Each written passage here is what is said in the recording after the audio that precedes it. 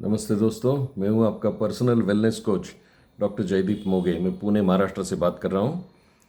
अभी हम लोग जो फ़िलहाल बात कर रहे हैं वो है विटामिन B6 के बारे में। आपको तो मालूम है कि विटामिन बी की पूरी जो फैमिली है, बी कॉम्प्लेक्स जिसे बोलते हैं, ये सारे वाटर सोल्यूबल विटामिन्स रहते हैं। और इम्पॉर्टेंट ये है कि विटामिन B6 उसमें से एक बहुत ही अहम फैक्टर रहता है, बॉडी के लिए बहुत यूज़फुल रहता है। और ये बेसिकली ये जो विटामिन है कि यूज़फुल जो होता है metabolism of fats, carbohydrates, proteins उसके लिए होता है। और आपको तो मालूम है प्रोटीन्स के अंदर अमाइनो एसिड्स होते हैं।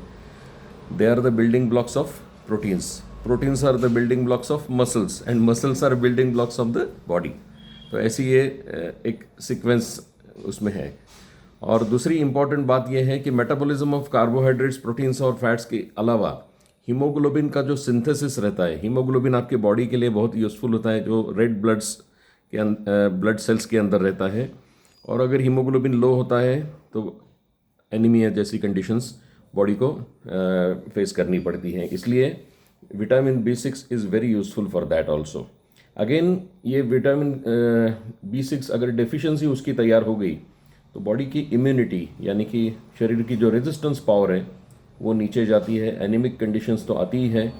और उसके साथ साथ डर्मेटोलॉजिकल प्रॉब्लम्स, जैसे कि आपकी स्किन के बारे में जो प्रॉब्लम्स रहते हैं, स्किन खराब होना, ड्राई होना, ये सारी चीज़ें उससे होती है। न्यूरोलॉजिकल प्रॉब्लम्स भी उससे आने की संभावना बढ़ती है।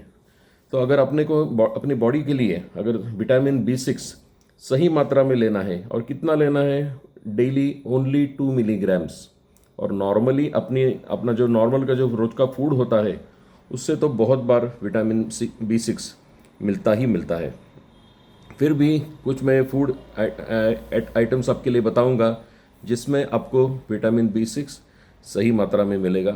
ऑफकोर्स नॉनवेज जो लोग खाते हैं उनके लिए भी एक गुड न्यूज़ है कि अगर आप एग्स या चिकन, फिश ये चीज़ें लेते हो, नो प्रॉब्लम, उससे भी आपको विटामिन अलग अलग प्रकार के मिलते ही हैं। विटामिन B6 भी उसमें से एग से डेफिनेटली मिलता है आपको। साथ में होल ग्रेन्स जो रहते हैं या पल्सेस जो रहते हैं उसमें से आपको ये विटामिन B6 मिलता है। लेफी वेजिटेबल्स, ग्रीन हरी पत्ती वाली जो सब्जी रहती है उससे आपको मिलता है। पोटैटो यानी कि आलू, उससे ये मिलता है।